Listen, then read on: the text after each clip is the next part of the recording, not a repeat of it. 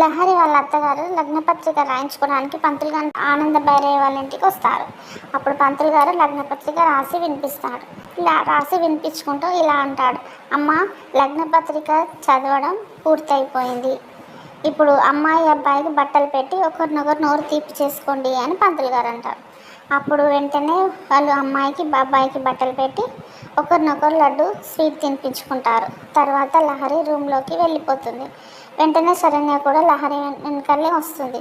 తర్వాత లహరి అంటుంది కదా, ఆ మహేష్ గారు బతికుండడం ఏంటోదినా అని చెప్పేసి లహరి అంటుంది. అప్పుడు శరణ్య బతికి ఉన్నాడు అంటే నేను 1% కూడా నమ్మను అని చెప్పి శరణ్య అంటుంది.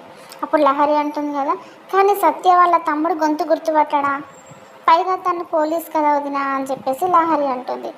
అప్పుడు అంటుంది కదా, ఆ మహేష్ గాడు నిజంగానే చచ్చాడా వదినా అని లహరి అని అడిగితే శరణ్య అంటుంది కదా, మహేష్ చచ్చాడు అనేది కన్ఫామ్, ఎందుకంటే నా చేతులతోనే వాడిని తీసుకెళ్ళి పాతి పెట్టాను అని చెప్పేసి శరణ్య అంటుంది.